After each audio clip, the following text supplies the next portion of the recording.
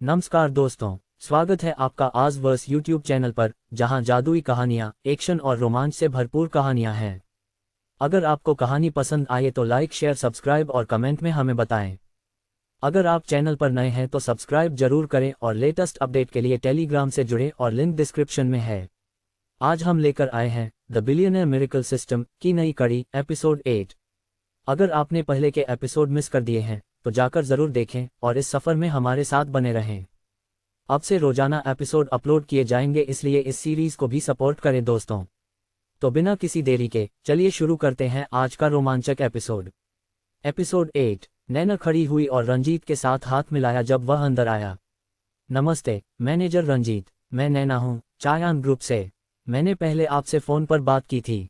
नमस्ते राष्ट्रपति नैना, कृपया मेरी असुविधा के लिए बुरा न माने।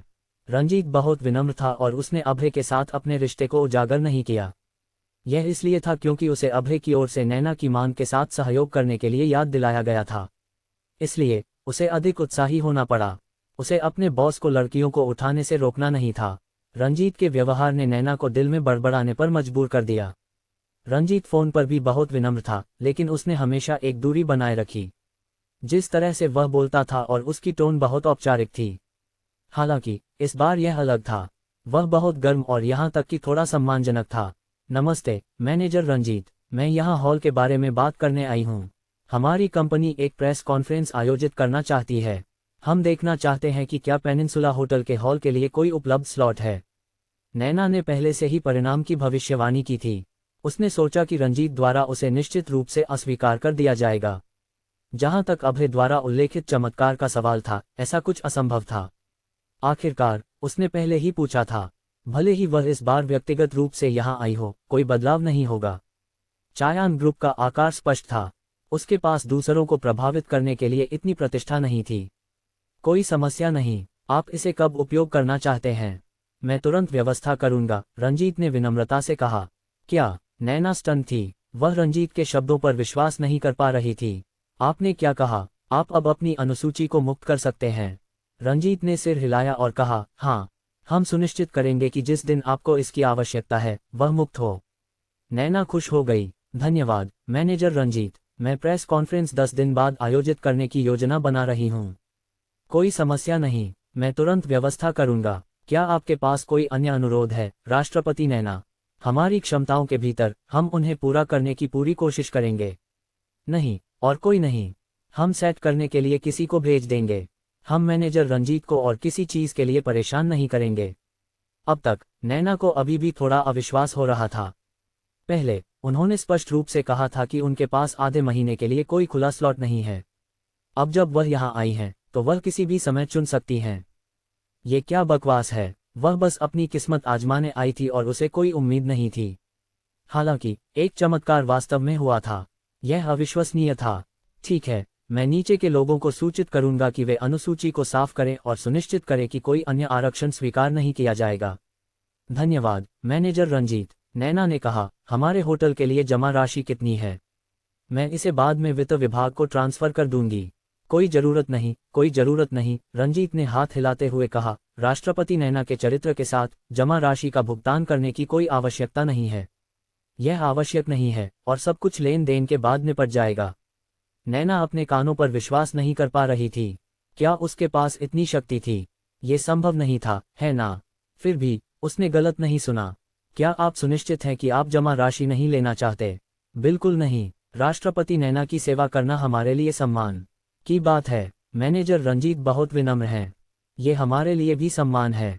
कुछ साधारण शब्दों का आदान प्रदान करने के बाद अभय और नैना पेनिनसुला होटल से बाहर निकल गए। रंजीत ने उन्हें विनम्रता से बाहर तक छोड़ा और उन्हें जाते हुए देखा। रंजीत को लगा कि उसका प्रदर्शन बहुत बुरा नहीं था। ऐसा नहीं लगा कि कोई गलती हुई हो। मैनेजर रंजीत, हॉल यूंकाई ग्रुप द्वारा अगले महीने की 7 तारीख को बुक किया गया है। यदि हम एक तरफा अनुबंध तोड़ते हैं तो हमें 3 गुना दंड शुल्क देना होगा, उपप्रबंधक ने कहा। 3 गुना कुछ नहीं है, हम 10 गुना दंड शुल्क देंगे, रंजीत ने कहा। अगर हम अपने बॉस को लड़कियों को उठाने से रोकते हैं तो हमें पैक करना होगा और जाना होगा। अलिप्सिस। दोनों एक साथ कार में बैठ गए। पेनिनसुला होटल से बाहर निकलने के बाद नैना की खुशी अभी तक कम नहीं हुई थी। अभय, तुम सच में एक भाग्यशाली तारा हो। तुम सही थे। वास्तव में एक मोड़ आया। मैंने तुमसे कहा था, और कोशिश करो, शायद एक चमत्कार होगा। हाँ हाँ, शुक्र है कि मैंने तुम्हें माना, अन्यथा मैं सच में इसे संभाल नहीं पाती। नैना, मुझे लगता है कि हमें इस मामले को अब छोड़ देना चाहिए। ऐसा लगता है कि तुम्हारे लिए अपना वादा निभाने का समय आ गया है, अभय ने कहा। नैना ने रुककर, उसका चेहरा लाल हो गया। तुम अभी भी इसके बारे में सोच रहे हो? नैना ने पूछा। क्या तुम मुझे धोखा देने की कोशिश कर रही हो? नैना, अभय ने पूछा। ऐसा कैसे हो सकता है? मैं आखिरकार चायान ग्रुप की सीईओ हूँ। मैं अपने शब्द से पीछे नहीं हट सकती, नैना ने कहा। ये बहुत अच्छा होगा, चलो अब अपना वादा निभाते हैं, अभय ने मुस्कुराते हुए कहा। हम कार में हैं, मैं अपना वादा कैसे निभा सकती हूँ? हम घर जाकर इसके बारे में बात करेंगे। कोई समस्या नहीं, अभय ने बात करते हुए गैस पैडल पर पैर रखा और मैक्लेरन P1 ने एक जानवर की तरह गरजते हुए अन्य कारों को पीछे छोड़ दिया। नैना का चेहरा काला था। क्या उसे सिर्फ ये देखने के लिए इतनी मेहनत करनी थी कि वह उसे एक एस्कॉर्ट करते हुए देखे? जीपीएस पर चिन्हित पते के अनुसार नैना के घर तक पहुंचने में कार को 20 मिनट से कम समय लगेगा। नैना का घर युनशुई विला, वेलोरिया सिटी में था। वेलोरिया सिटी में सभी विला में युनशुई विला को उच्च अंत नहीं माना जाता था और इसे केवल मध्य में रैंक किया जा सकता था। नैना की सामाजिक स्थिति के अनुसार यहाँ रहना उचित था। जब सिल्वर मैक्लेरन धीरे धीरे विला के प्रवेश द्वार पर पहुंचा तो सुरक्षा गार्ड स्टन रह गए। हालांकि युनशुई विला में रहने वाले सभी लोग अमीर और शक्तिशाली थे, लेकिन वे जो कारें चलाते थे वे ज्यादातर लाखों की कीमत वाली स्पोर्ट्स कारें थीं। ये पहली बार था जब उन्होंने एक संपत्ति के मालिक को मैक्लेरन चलाते हुए देखा। क्या बकवास है, दरवाजा खोलो। चूंकि यह एक निजी विला क्षेत्र था, कोई भी बिना एक्सेस कार्ड के प्रवेश नहीं कर सकता था, इसलिए नैना ने प्रवेश द्वार पर सुरक्षा गार्ड को अभिवादन किया। समझ गया, बॉस नैना। सुरक्षा गार्ड ने बिना किसी शब्द के दरवाजा खोला और उसे अंदर जाने दिया। सुरक्षा गार्ड ने देखा कि मैक्लेरन विला क्षेत्र में प्रवेश कर रहा है और दौड़ते हुए कंसीयर्स के पास वापस गया। भाई वांग, अब और मत सो, बॉस नैना ने नंबर 8 विला को ले लिया है। यह इतना बुरा नहीं हो सकता, बॉस नैना एक प्रसिद्ध ठंडी और दूर की महिला सीईओ हैं। जो लोग फूल बेचते हैं वे एक लाइन बना सकते हैं। क्या वह सच में ले ली गई हैं? बिल्कुल, मुझे लगता है कि कार चलाने वाला बहुत हैंडसम है और वह मैक्लेरन P1 चला रहा है। इसकी कीमत 28 मिलियन से अधिक है। वह निश्चित रूप से एक सुपर रिच सेकंड जनरेशन है। ऐसा लगता है कि सीईओ नैना इतनी उदासीन नहीं है। बस ये कि उन्हें जो लोग पसंद थे वे उनके लिए अच्छे नहीं थे। सिर्फ सुंदर महिलाएं ही अमीरों के लिए तैयार होती हैं। यहाँ तक कि एक महिला जैसे सीईओ नैना को भी ले लिया गया। जीवन बहुत निराशाजनक लगता है। नैना ने विला नंबर 8 में ड्राइव करते हुए अपनी सीट बेल्ट खोली और कार से बाहर निकलने की तैयारी की। राष्ट्रपति नैना, क्या आपने कुछ भूल गई? नैना, जो अभी हाल ही में अपने होश में आई थी, फिर से लाल हो गई और गुस्से में अपने पैरों को पटक दिया। मुझे याद है। 10 एस्कॉर्ट्स, तुम अविश्वसनीय हो। नहीं, मैं उस बारे में बात नहीं कर रहा हूं, अभय ने अपना फोन पकड़े हुए जवाब दिया। चूंकि हम पहुंचे हैं, क्या तुम्हें यात्रा का भुगतान नहीं करना चाहिए? नैना का चेहरा पूरी तरह से काला था। टैक्सी का भुगतान करना सही और उचित था, लेकिन क्या ये इतना गंभीर मामला होना चाहिए, है ना? हालांकि एस्कॉर्ट करना थोड़ा शर्मनाक था, लेकिन शायद यही मुख्य बिंदु था। ये थोड़ी सी रकम तो तुम्हारे लिए ईंधन भरने के लिए भी काफी नहीं है, तो तुम इसे लेकर इतना क्यों चिंतित हो? ये सब जोड़ता है। मुझे वेलोरिया सिटी में एक घर खरीदने के लिए पैसे कमाने हैं। नैना हंस पड़ी। तुम पहले से ही मैक्लेरन P1 चला रहे हो। कौन विश्वास करेगा कि तुम घर नहीं खरीद सकते? जैसे ही उसने कहा, नैना ने यात्रा का भुगतान किया। अभय ने अपने आप में साइड किया। मैं सच में एक गरीब आदमी हूँ, मेरे पास केवल 60 मिलियन नकद हैं। कार से बाहर निकलने के बाद दोनों एक के बाद एक घर में प्रवेश कर गए। विला का लेआउट बड़ा नहीं था। ये कुल मिलाकर लगभग 400 वर्ग मीटर था और आधुनिक और सरल शैली की सजावट बहुत चिकनी थी। इसके अलावा वहाँ हल्की जैस्मिन की खुशबू थी। तुम्हें क्या पीना है, कॉफी या चाय? चाय, यह मेरी प्यास बुझाएगी, अभय ने अधिक औपचारिक होने की परवाह नहीं की। जल्द ही नैना ने चाय का एक बर्तन बनाया और अभय को दिया। कमरे का माहौल भी चुप्पी में गिर गया। ये थोड़ा अजीब था। क्या तुम इसे अब देखना चाहती हो? नैना ने शर्माते हुए पूछा। हाँ, मुझे बाद में कुछ करना है, इसलिए अगर मैं जल्दी कर सकूं तो बेहतर होगा। उसके सहकर्मियों द्वारा उसके लिए आयोजित विदाई भोज शुरू होने वाला था।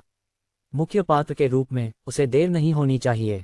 चलो स्पष्ट कर लें, मैंने कभी ऐसा नहीं किया है, इसलिए अगर मैं इसे ठीक से नहीं कर पाती तो मुझे मत दोष देना, अभय ने कहा। चिंता मत करो, मैं नहीं करूंगी, नैना ने मुस्कुराते हुए जवाब दिया।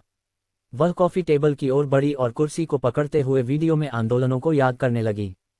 फिर उसने पहले स्क्वाट को कठोरता से पूरा किया। उसकी पीठ सीधी थी, उसकी कमर पतली थी, जबकि उसके पैर लंबे थे। ये बहुत मानक नहीं था, लेकिन नैना के स्क्वाट्स देखने के बाद अभय को लगा कि इंटरनेट पर सभी महिला एंकर कमजोर हैं। ये विशेष रूप से बाहर आने के अनुभव के लिए सच था, क्योंकि ये कुछ ऐसा नहीं था जिसे एक साधारण व्यक्ति प्रतिस्पर्धा कर सके। विशेष रूप से नैना, जो एक शरीर गले लगने वाली स्कर्ट और काली रेशमी पहन रही थी। अगर उसने अपने ऊंचे जूते नहीं उतारे होते तो उसे और भी अंक मिलते। अभय ने चाय पीते हुए और नैना को स्क्वाट्स करते हुए देखा। ये जीवन था। तुम क्या कर रही हो? उन्होंने दूसरे स्क्वाट के बीच में किसी की आवाज सुनी। जब दोनों ने दरवाजे पर एक काले पोलो शर्ट में खड़े एक मध्यवर्गीय आदमी को देखा तो वे दोनों फ्रोज हो गए, जो उन्हें आश्चर्य से देख रहा था। पापा, तुम यहाँ क्यों हो? मध्यवर्गीय आदमी का नाम हरिनाथ शाह था, नैना के पिता। क्या मुझे यहाँ नहीं होना चाहिए? अभय ने लगभग खून उगल दिया। तुम्हारा यहाँ होना सच में बुरा समय था। तुम्हें कार के नीचे होना चाहिए, यहाँ नहीं। पापा, गलत मत समझो। वह मेरा नया योग प्रशिक्षक है, वह मुझे नए योग के आसन सिखा रहा है, नैना ने समझाया। मैं जानना चाहता हूं कि कौन सा योग प्रशिक्षक अपने छात्रों को पैरों को क्रॉस करके सिखाता है, हरिनाथ शाह ने कहा। क्या उसे सीधे सिखाना नहीं चाहिए? अभय, ये एक बहुत अच्छा विचार था। वह एक उच्च स्तरीय योग प्रशिक्षक है। वह केवल मौखिक मार्गदर्शन के लिए जिम्मेदार है और आमतौर पर खुद नहीं करता, नैना ने घबराते हुए कहा। झूठ मत बोलो, क्या तुम सोचती हो कि मैं लाइव प्रसारण नहीं देखता? अभय, वह लाइव प्रसारण देखता है। क्या तुम्हारी पत्नी इस बारे में जानती है? पापा, मेरी बात सुनो। बात मत करो, एक तरफ जाओ, मुझे उससे कुछ कहना है, हरिनाथ ने अभय की ओर इशारा करते हुए कहा। चाचा जी, आप क्या कहना चाहते हैं? हरिनाथ का अभय के सामने का चेहरा बहुत नर्म हो गया। ये व्यक्ति बहुत संभवतः उसका भविष्य का दामाद था, इसलिए उसे अच्छा होना था। युवक, तुम्हारा नाम क्या है? अभय, तुम क्या करते हो? ऐसा लग रहा था कि हरिनाथ शाह इस मामले की तह तक जाने वाले थे। दीदी, अभय ने ईमानदारी से उत्तर दिया। तुमने क्या कहा, दीदी? हरिनाथ शाह की आंखें अविश्वास में चौड़ी हो गईं। मैं सच में एक दीदी ड्राइवर हूं, अभय ने बेबसी से कहा। इस दुनिया में क्या गलत है? क्या कोई सच पर विश्वास नहीं करेगा? बकवास मत करो, एक दीदी ड्राइवर मेरी बेटी का पीछा कैसे कर सकता है? हरिनाथ ने कहा। जब तक तुम एक स्पोर्ट्स कार नहीं चला रहे हो। तुम सही हो, दरवाजे पर जो स्पोर्ट्स कार है वह मेरी है। क्या तुम सच में स्पोर्ट्स कार चला रहे हो? हरिनाथ हैरान था। जब वह अंदर आया तो उसने दरवाजे पर एक स्पोर्ट्स कार खड़ी देखी। उसे लगा कि यह उसकी बेटी की नई कार है, लेकिन यह वास्तव में उसके बॉयफ्रेंड की थी। हालांकि मेरी कार थोड़ी बेहतर है, मैं सच में दीदी के लिए ड्राइव करता हूँ। बिल्कुल सही, हरिनाथ हंस पड़ा। एक स्पोर्ट्स कार का उपयोग करके दीदी चलाने के लिए तुम निश्चित रूप से एक अमीर बच्चे हो जो सामान्य नहीं बनना चाहता। तुम उन अमीर बच्चों से बहुत बेहतर हो जो केवल खाना, पीना और खेलना जानते हैं। मुझे अपनी बेटी को तुम्हारे पास देने की चिंता नहीं करनी चाहिए।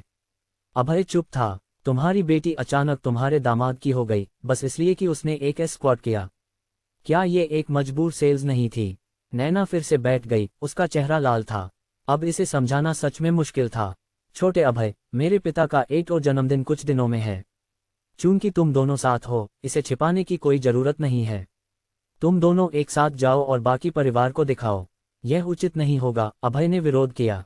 आखिरकार उनके बीच कोई विशेष संबंध नहीं था। इसमें कुछ भी बुरा नहीं है। चूंकि तुम दोनों साथ हो, तुम्हें ऐसे बड़े आयोजन में भाग लेने का अधिकार है, हरिनाथ शाह ने कहा। ठीक है, मैं और कुछ नहीं कहूंगा। तुम दोनों अपने मामलों को जारी रखो। मुझे तुम्हारे मूड को प्रभावित नहीं करना चाहिए। हरिनाथ खड़ा हुआ और चला गया, जिससे नैना शर्मिंदा हो गई। अभय, मेरे पापा की बकवास मत सुनो, नैना ने शांत रहने का नाटक किया। अभय ने सिर हिलाया और अपने फोन पर समय देखा। राष्ट्रपति नैना, मुझे कुछ और करना है, इसलिए मैं पहले चला जाऊंगा। जाना, अभी भी 8 स्क्वाट्स करने हैं। ये कहते हुए नैना को एहसास हुआ कि कुछ गलत था। क्या ये बेहतर नहीं होगा अगर वह इस शर्मनाक कार्य को पूरा नहीं करती? याद दिलाने के लिए धन्यवाद, अभय ने कहा। मैं तुम्हें बाकी के 8 का कर्ज दूंगी। ठीक है। चूंकि उसने पहले ही कह दिया था, अब वह अपने शब्द से पीछे नहीं हट सकती थी, इसलिए उसे सहमति देने के अलावा कोई चारा नहीं था। अभय को जाते हुए देखने के बाद नैना ने विला में वापस जाकर अपनी सचिव को फोन किया। सचिव बुओ, सेल्स डिपार्टमेंट में एक व्यक्ति है जिसका नाम अभय है। मुझे उसकी जानकारी की एक प्रति भेज दो। निर्देश देने के बाद नैना ने फोन रख दिया। वह अभय की बर्खास्तगी की जांच करना चाहती थी। नैना के घर से निकलने के बाद अभय ही पिंजू की ओर चला गया। हरिनाथ शाह की उपस्थिति के कारण वह कुछ मिनट देर से पहुंचा। यह कोई बड़ी बात नहीं थी।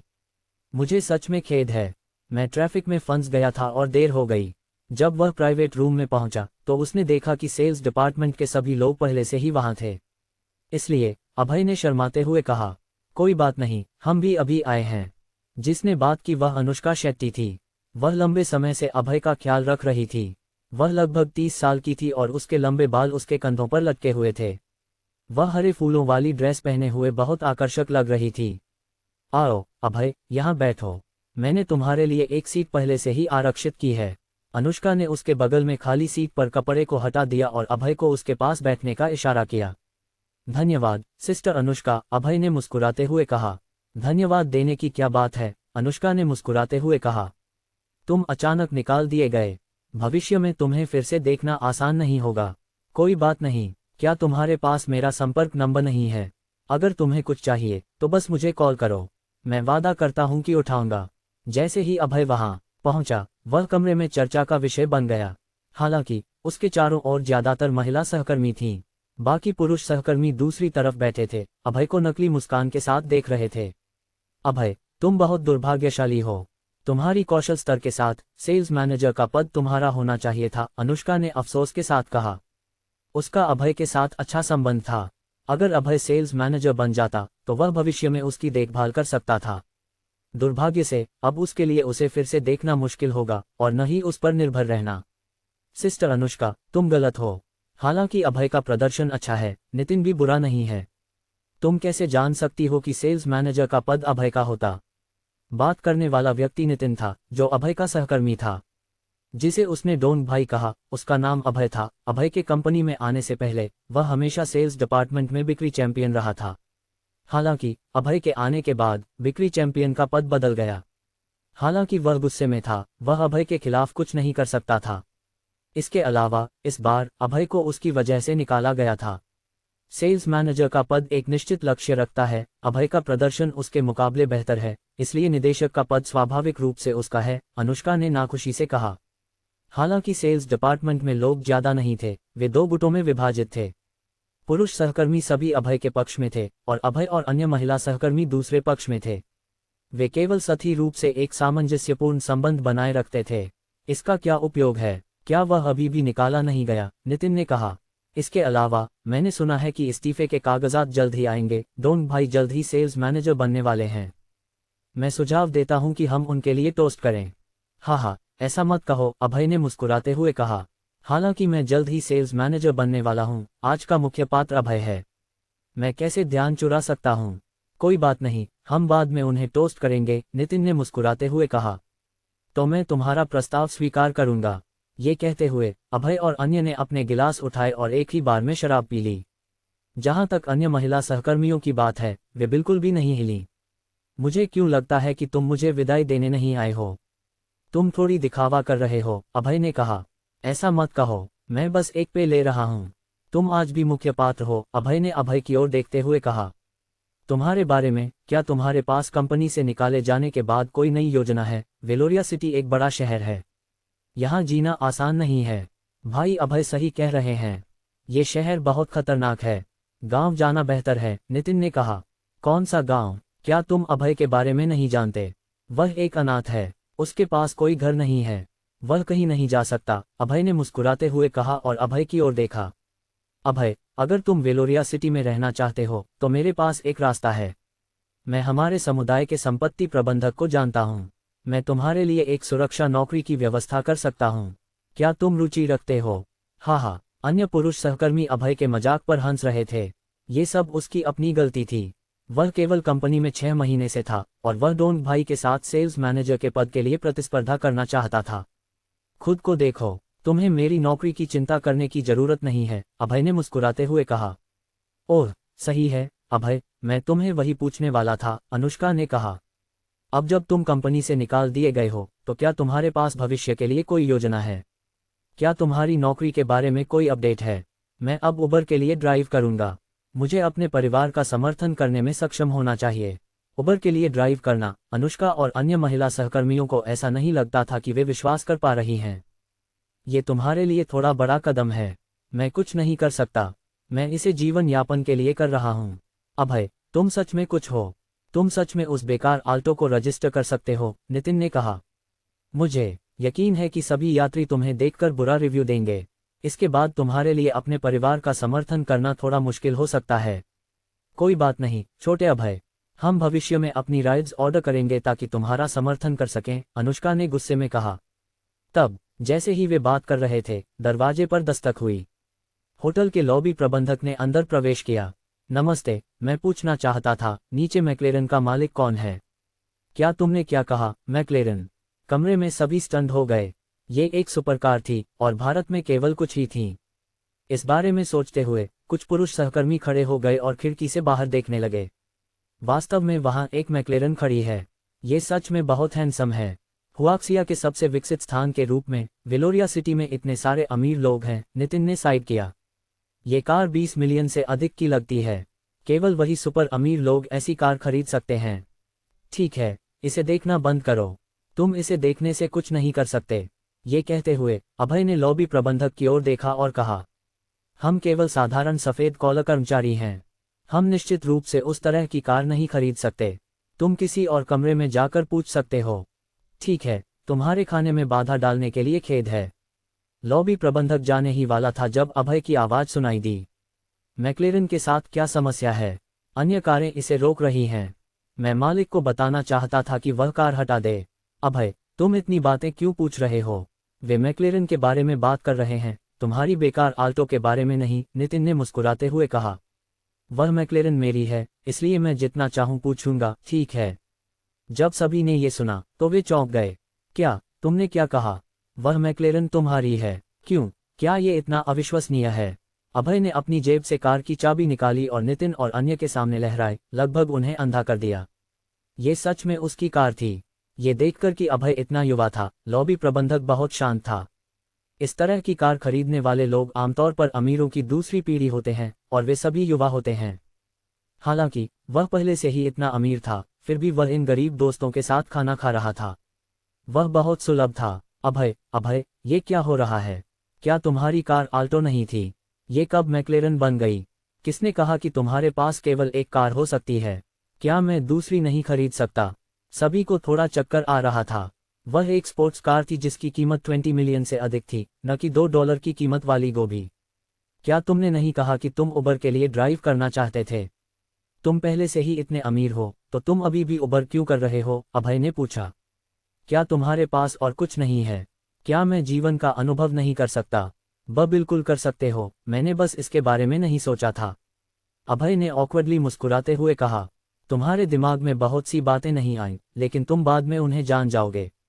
अभय ने जियांगडोन को नजरअंदाज किया और लॉबी प्रबंधक की ओर मुस्कुराया। मुझे सच में खेद है, मैं अब नीचे जाकर कार हटा दूंगा। ठीक है, मुझे तुम्हें परेशान करना पड़ेगा। अभय और लॉबी प्रबंधक नीचे गए, जबकि बाकी लोग एक दूसरे को देखते रहे। फिर वे जल्दी से उठे, नीचे जाकर देखना चाहते थे कि क्या हो रहा है। वे नीचे गए और देखा कि बहुत से लोग कार के सामने इकट्ठा होकर फोटो ले रहे थे। अभय ने पास जाकर देखा और भीड़ अपने आप ही बिखर गई। उनकी आंखों में जलन और ईर्ष्या थी।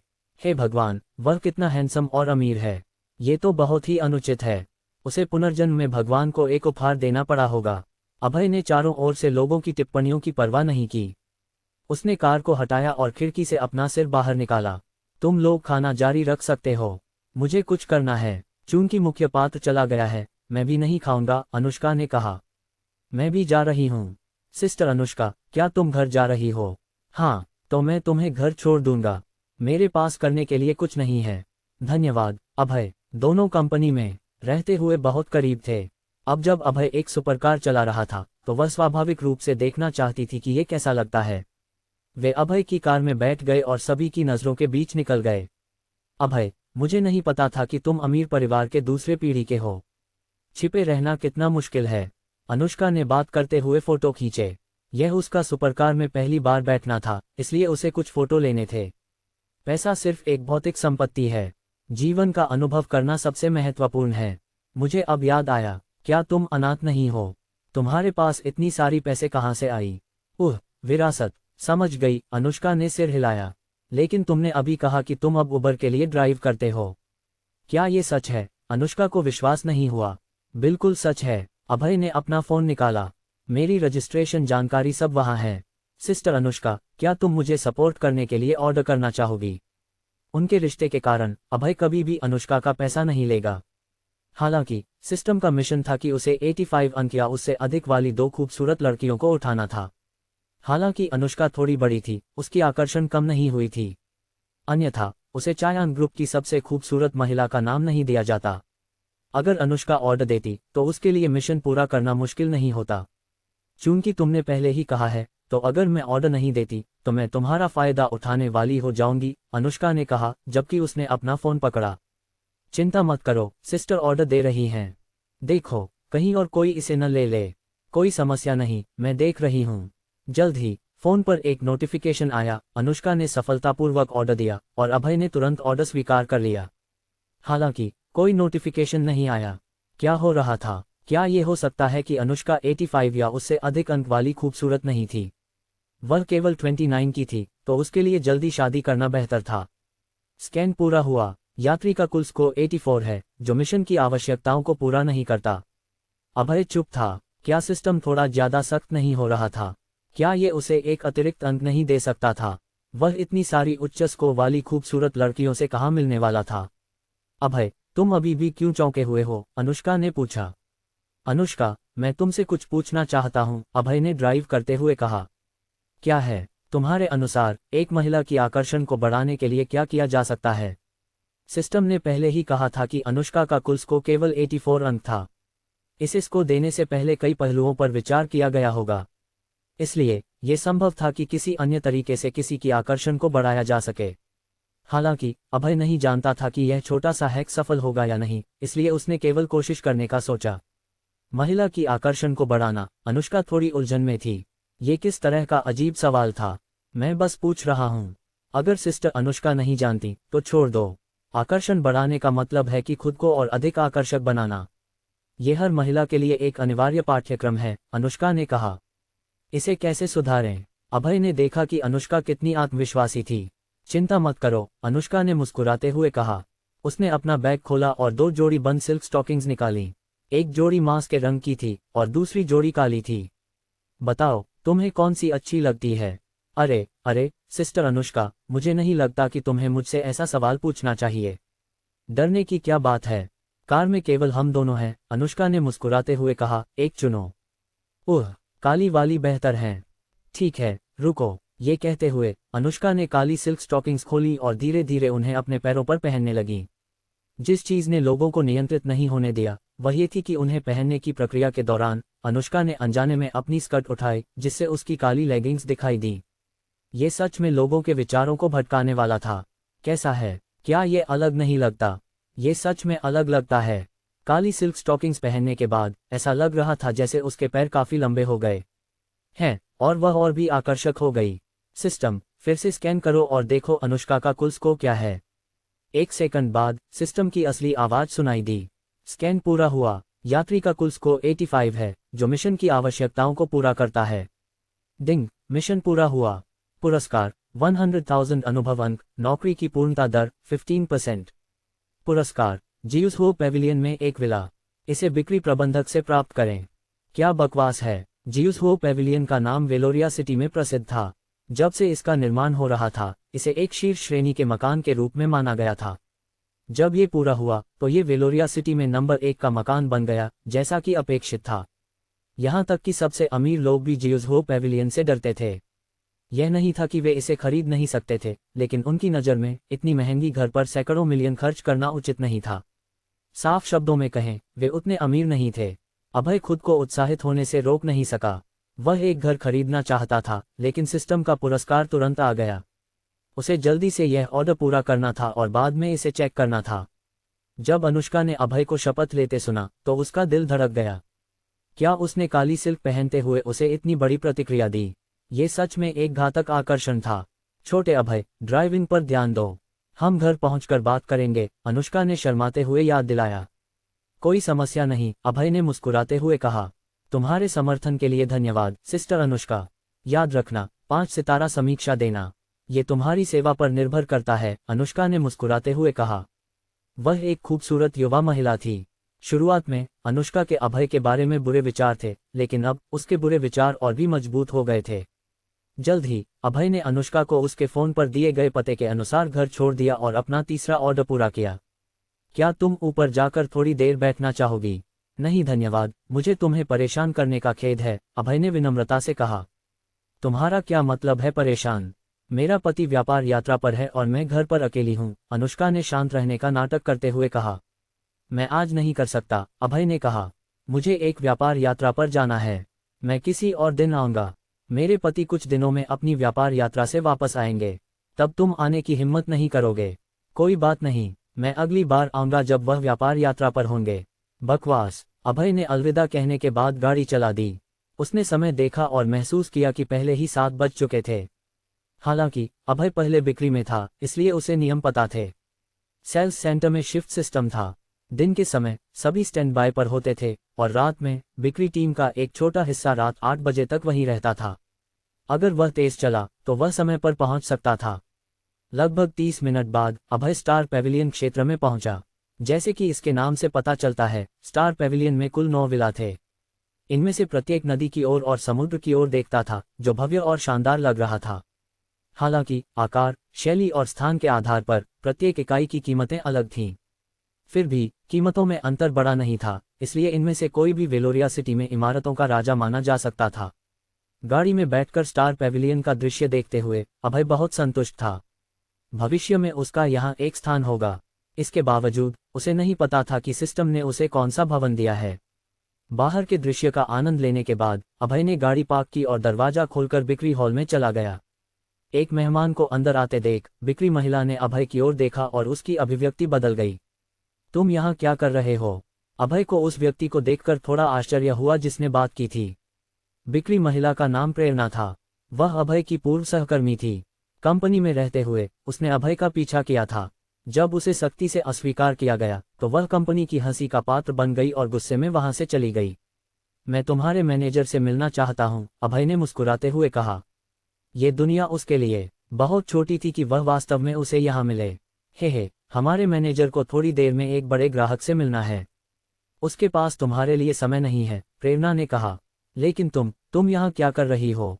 क्या तुम निकाली गई हो और यहाँ नौकरी के लिए आवेदन करने आई हो? मैं आज निकाली गई हूँ और तुम पहले से ही इसके बारे में जानती हो। अभय थोड़ा पजल था। उसने इतनी जल्दी ऐसा क्यों कहा? क्या तुम सच में निकाली गई हो? प्रेरणा बस थोड़ी खुशी मना रही थी, लेकिन क्या उसने सच में सही बात कह दी? हाँ, अभय ने मुस्कुराते हुए सिर हिलाया। बस मुझे तुम्हारे मैनेजर से मिलवाओ। जब मेरे पास समय होगा तब हम बात करेंगे, प्रेरणा ने उदासीनता से कहा। और मैं तुम्हें याद दिला दूं, मुझसे अच्छे शब्द की उम्मीद मत करना। जब तुम हमारे नौकरी के आवेदन के बारे में सोचते हो तो ये सब ताकत के बारे में है। यह मत सोचो कि सिर्फ इसलिए कि तुम हैंडसम हो तुम्हें कोई फायदा है। अभय ने अपनी ठोड़ी को सहलाया। उसने अभी उसे अस्वीकार किया था, तो क्या इसके लिए इतना ड्रामा जरूरी था?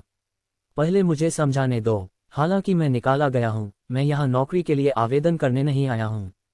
तो तुम यहाँ किस लिए आए हो? प्रेरणा ने अपनी छाती के सामने हाथ बांधकर अपने अभिव्यक्ति में घमंड दिखाया। क्या तुम मुझसे कह रही हो कि तुम यहाँ एक घर खरीदने आई हो? प्रेरणा ने कहा। अभय ने सिर हिलाया। मैं सच में यहाँ एक घर खरीदने आया हूँ, इसलिए मैं तुम्हारे मैनेजर को ढूंढ रहा हूँ। अभय, मजाक मत करो। हम कुछ महीनों तक सहकर्मी रहे हैं। क्या तुम सोचते हो कि मैं तुम्हारी स्थिति नहीं जानती? प्रेरणा ने तिरस्कार से कहा। तुम एक पुराने पड़ोस में रहती हो और तुम्हारे पास एक पुरानी आल्टो है। फिर तुम कहती हो कि तुम स्टार पेविलियन में एक घर खरीदना चाहती हो। क्या तुम मजाक कर रही हो? इनमें से कोई भी 800 करोड़ से अधिक की कीमत का है। तुम क्या खरीद सकती हो? अगर मैं तुम्हें एक टॉयलेट बेचने की कोशिश करूं तो तुम उसे भी नहीं खरीद सकती, प्रेरणा ने कहा। अगर तुम मुझ पर विश्वास नहीं करती तो कोई बात नहीं, मैं बाद में तुम्हारे मैनेजर से बात करूंगा, अभय ने साइड किया। हाँ, क्या तुम सोचते हो कि हमारा मैनेजर मुफ्त में काम करता है?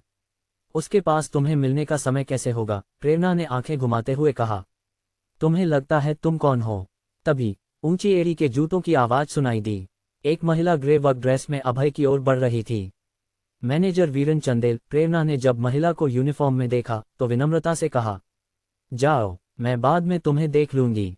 प्रेरणा बिना किसी कारण के डांट खाकर स्टन रह गई। उसने कुछ नहीं किया तो उसे क्यों डांटा गया। वीरेन चंदेल ने प्रेरणा को डांटने के बाद अपनी अभिव्यक्ति बदलकर अभय की ओर मुस्कुराए। आप अभय होंगे? मुझे अपना परिचय देने दें। मैं वीरेन चंदेल, स्टार पैविलियन की बिक्री प्रबंधक हूँ। मैं बाथरूम गई थी और आपको व्यक्तिगत रूप से स्वागत करने नहीं आ सकी। मुझे उम्मीद है कि आप बुरा नहीं मानेंगे। कोई बात नहीं, आपको इतना औपचारिक होने की जरूरत नहीं है। क्या मैं आपको पहले कमरे दिखाऊं या यहाँ की स्थिति का परिचय दूं? पहले। प्रेरणा ने अभय को खत्म करने से पहले ही बाधित कर दिया। मैनेजर वीरेन, आपको उसके लिए अपना समय बर्बाद करने की जरूरत नहीं है। वह मेरा पूर्व सहकर्मी है और उसे आज निकाला गया है।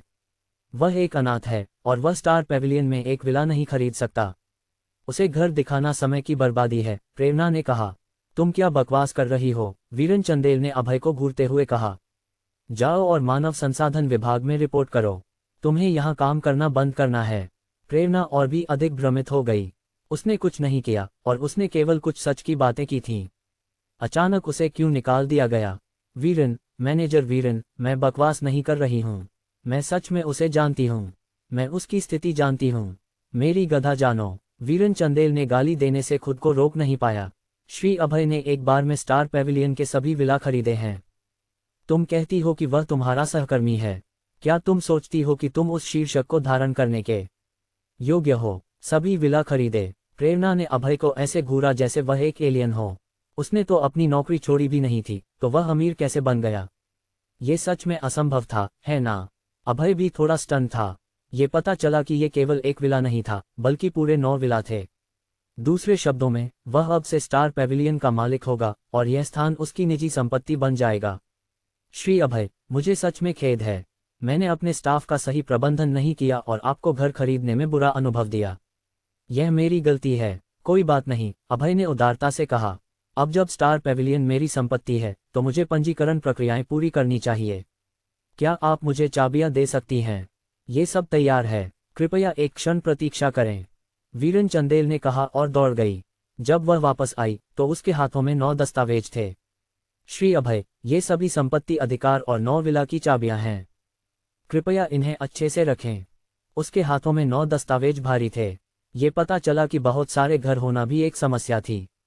अगर और कुछ नहीं है तो मैं पहले चला जाऊंगा, अभय ने विनम्रता से कहा। बधाई हो श्री अभय। चिंता मत करो, तुम लोग भी काफी व्यस्त हो तो तुम अपने काम पर लौट सकते हो, अभय ने कहा। वीरेन चंदेल बाहर चली गई और प्रेरणा उसके पीछे चली गई। जब प्रेरणा ने देखा कि अभय ने सभी 9 दस्तावेज अपने मैक्लेरन P1 में रख दिए तो वह बुरी स्थिति में थी। ये एक सुपर कार थी। उसने एक सुपर अमीर आदमी को डांटने की कोशिश क्यों की? अभय ने पेनिनसुला होटल की ओर वापस ड्राइव किया और रात वहां बिताने की तैयारी की। वह अगले दिन अपने सामान पैक करके स्टार पैविलियन में जाने वाला था। तभी अभय का फोन बजा। यह अनुष्का शेट्टी थी। छोटे अभय, क्या तुम जानते हो, मैंने सुना है कि पुरानी चुड़ैल और ली जियांगडोन को निकाल दिया गया। अभय को अनुष्का के शब्दों पर आश्चर्य हुआ। वे क्यों निकाले गए? क्या ये थोड़ा अचानक नहीं था? क्या तुम सुनिश्चित हो? मैं सुनिश्चित हूँ। मेरे एक दोस्त ने मुझे बताया जो मानव संसाधन विभाग में है। उसने मुझे ये खबर दी। इस तरह की खबरें आमतौर पर कहीं से नहीं आती। शायद वे सच में निकाले गए हैं, अभय ने कहा। अभय, ये बहुत अजीब है। अनुष्का ने कहा, तुम्हें तो निकाला गया, और गीता और उस पुरानी औरत को जो तुम्हें तंग करती थी, उन्हें भी एक साथ निकाला गया। क्या इसका तुमसे कोई संबंध हो सकता है? यह कैसे संभव है? अभय ने हंसते हंसते कहा, मेरे पास ऐसी कोई कनेक्शन नहीं है, वरना मैं खुद नहीं निकाला जाता। तुम सही हो। थोड़ी बातचीत के बाद अभय ने फोन रख दिया और नैना को एक व्हाट्सएप संदेश भेजा। अभय, क्या तुमने गीता और ली जियांगडोन को निकाला? नैना, क्या तुम जानते थे? मैंने उनकी जांच की और उनमें कुछ समस्याएं पाईं, इसलिए मैंने उन्हें निकाल दिया। इसे तुम्हारे लिए बदला लेने के रूप में ले लो। अभय ने सकारात्मक उत्तर मिलने पर मुस्कुराया। नैना काफी तेज थी। क्या बिक्री निदेशक के पद के लिए कोई उपयुक्त व्यक्ति है? अभय ने पूछा। इस समय नहीं। अगर तुम वापस आओ तो मैं इसे तुम्हारे लिए छोड़ सकती हूँ। मुझे कोई रुचि नहीं है। मुझे लगता है कि बिक्री विभाग की अनुष्का काफी अच्छी है। तुम उसे देख सकती हो। कोई समस्या नहीं। मेरी कार अभी तक ठीक नहीं हुई है। कल मुझे लेने आना। अभय, उबर ड्राइवर, आपकी सेवा में। वह उसे ले जा सकता था, लेकिन उसे इसके लिए भुगतान करना होगा। इसके बाद अभय ने एक आरामदायक स्नान किया और सुबह तक सोया रहा। वह युनशुई विला की ओर चला गया, और जब सुरक्षा गार्ड ने अभय की मैक्लारेन को दरवाजे पर देखा तो उसने बिना कुछ कहे दरवाजा खोल दिया। कौन उस आदमी को रोकने की हिम्मत करेगा जो नैना को जीत सकता है? तुम इतनी सुबह यहाँ आए हो? नैना, जो बाथरूम में तैयार हो रही थी, ने आश्चर्य से कहा। मैं सुबह 6 बजे काम करता था। ये एक आदत है। मुझे एक पल दो, मैं जल्दी से तैयार हो जाऊंगी। कोई बात नहीं, कोई जल्दी नहीं है। नैना की गतिविधियां बहुत तेज थीं। लगभग 30 मिनट में उसने तैयार होकर मेकअप कर लिया। अभय, मेरी मदद करो। तुम्हें ये ड्रेस कैसी लगती है? नैना ने दूसरी मंजिल पर खड़े होकर एक एक पीस ड्रेस को बाईं ओर और एक फूलदार ड्रेस को दाईं ओर पकड़ा। मुझे लगता है कि मैं इसी के साथ जाऊंगी। ये काफी अच्छी लगती है। ठीक है, मैं आज इसे पहनूंगी। कुछ मिनटों बाद नैना सीढ़ियों से नीचे आई। केवल एक लंबी महिला जैसे नैना ही इस तरह की ड्रेस पहन सकती थी। हालांकि यह एक बहुत ही स्त्रीलिंग ड्रेस थी, लेकिन जब उसने इसे पहना तो वह एक शाही वाइब देती थी। ये दिलचस्प था। उच्च एड़ी के जूते पहनने के बाद दोनों ने एक साथ कार में बैठकर अभय ने अपना फोन निकाला। प्रेसिडेंट नैना, कृपया ऑर्डर डालें। चिंता मत करो, मैं इसे नहीं भूलूंगी। नैना ने अभय को आंखें घुमाते हुए कहा और सोचा, तुम सच में फ्लर्ट करना नहीं जानते। जल्द ही अभय के फोन पर नैना से ऑर्डर आया और उसने तुरंत इसे पकड़ लिया। सिस्टम मिशन 5/5 सितारा रेटिंग, पुरस्कार 200,000, अनुभव अंक 3/5। संख्याओं को देखकर अभय ने अनुमान लगाया कि यह उसकी वर्तमान मिशन पूर्णता दर होनी चाहिए, क्योंकि उसने कल से 3 ऑर्डर पूरे किए थे। उनमें से 2 नैना से थे और एक अनुष्का से। वे सभी एक ही टीम से थे और सभी ने 5 सितारा समीक्षाएं दी थीं। चौथा नैना से होगा और अगली 5 सितारा समीक्षा तो निश्चित थी। जीत उसकी ओर बढ़ रही थी। एक्सेलेरेटर पर पैर रखते हुए अभय ने नैना के साथ कार को कंपनी के भूमिगत गराज में ले जाया। प्रेसिडेंट नैना, मुझे 5 सितारा समीक्षा देना मत भूलना। यह मेरे मूड पर निर्भर करेगा। सुरक्षा बटन अनलॉक करने के बाद नैना कार से बाहर निकली और दूर एक सफेद सा गिटार पार्क किया हुआ देखा। प्रेसिडेंट नैना, अभय। जो व्यक्ति बोला वह अनुष्का थी। वह एक अन्य महिला सहयोगी की कार में थी। उसे उम्मीद नहीं थी कि वह प्रेसिडेंट और अभय को एक साथ देखेगी। जैसा कि तुम जानती हो, मैं एक उबर ड्राइवर हूं और संयोग से प्रेसिडेंट नैना को टैक्सी के लिए बुलाया। अभय ने समझाया। दोनों सहयोगियों ने उस पर विश्वास नहीं किया। वह स्पष्ट रूप से प्रेसिडेंट को ले गया था और वह इसे उबर ड्राइवर के रूप में समझाने की कोशिश कर रहा था। कौन विश्वास करेगा? तभी अनुष्का को एहसास हुआ कि गीता और ली जियांगडोन के निकाले जाने का कारण अभय था। वह और प्रेसिडेंट के बीच संबंध था और वे वास्तव में उसे तंग कर रहे थे। अगर उन्हें नहीं निकाला जाता तो यह अजीब होता। उस क्षण भूमिगत गराज के लिफ्ट का दरवाजा खुला और गीता और ली जियांगडोन हाथ में एक कार्डबोर्ड बॉक्स लिए बाहर आए। वे स्पष्ट रूप से अपनी चीजें पैक करने आए थे। अभय और प्रेसिडेंट को देखकर उनके चेहरे पर जितनी भी अजीब स्थिति हो सकती थी, वह थी, इससे पहले कि वे निराशा के साथ बाहर निकल जाएं। काम का समय लगभग हो गया है, चलो एक साथ ऊपर चलते हैं। अनुष्का और अन्य के सामने नैना ने अपनी ठंडी और दूर की छवि को फिर से अपनाया, जैसे कि वह अभय के साथ थी। समझ गई, प्रेसिडेंट। अनुष्का और एक अन्य सहयोगी ने अभय को नमस्ते कहा और नैना के साथ ऊपर चली गईं। अभय कार में बैठा था और मॉल के चारों ओर घूमने वाला था। उसके पास एक घर था, इसलिए उसे कुछ दैनिक आवश्यकताएं खरीदनी थीं। वह पिछले 2 दिनों से यही कपड़े पहन रहा था और अगर वह और अधिक समय तक पहनता तो ये सड़ने लगेगा। अभय जाने ही वाला था कि उसे नैना से एक व्हाट्सएप संदेश मिला। नैना, क्या तुम एक 5 सितारा समीक्षा चाहते हो? अभय, बिल्कुल। नैना, मैं तुम पर 800 स्क्वाट्स की देनदारी हूं, जिसे मैं एक 5 सितारा समीक्षा के लिए व्यापार करूंगी। अन्यथा मैं तुम्हें एक खराब समीक्षा दूंगी। अभय, मुझे एक 5 सितारा समीक्षा नहीं चाहिए। 800 स्क्वाट्स, एक भी कम नहीं। अभय को 100 स्क्वाट्स की परवाह नहीं थी, लेकिन एक छोटी महिला जैसे तुम उसे धमका रही थी। ये स्वीकार्य नहीं था। नैना, पेरवर्ट। कुछ ही समय बाद ऐप पर एक 5 सितारा समीक्षा का नोटिफिकेशन आया। यह निश्चित रूप से नैना से था। अभय मुस्कुराया। तुम्हारी जुबान तेज है लेकिन दिल नर्म है। उसने सिस्टम मिशन पर नजर डाली। ये पहले से ही 4/5वां पूरा हो चुका था, इसलिए अभय ने बाद में कपड़े खरीदने का फैसला किया। वह एक और ऑर्डर लेना चाहता था और मिशन पूरा करने से पहले मॉल जाने की योजना बना रहा था। इसमें ज्यादा समय नहीं लगेगा। उसने ऐप खोला, जहां नवीनतम ऑर्डर अपने आप प्रदर्शित हो जाएगा। इसलिए अभय ने एक यादृच्छिक ऑर्डर पकड़ लिया। पिकअप पॉइंट नजदीकी तियानई होमस्टेड था। ये बहुत दूर नहीं था, केवल कुछ मिनटों की दूरी पर। तियानई होमस्टेड, बिल्डिंग 4, यूनिट 1, रूम 1302। ये घर लगभग 60 वर्ग मीटर का था और यह एक मानक 2 बेडरूम, एक लिविंग रूम का घर था जो 3 लोगों के परिवार के लिए उपयुक्त था। पापा, तुम मुझे अपने सहयोगियों की पार्टी में क्यों ले जा रहे हो? मैं नहीं जाना चाहती। जिसने बोला वह एक युवा महिला थी, लगभग 25 या 26 साल की। उसका ओवल चेहरा अच्छा दिखता था और उसके लंबे बाल उसके कंधों पर गिरते थे। वह बहुत आकर्षक थी। उस लड़की का नाम उर्मिला था। वह एक आउटडोर स्ट्रीमर थी और प्लेटफॉर्म पर कुछ हद तक प्रसिद्ध थी।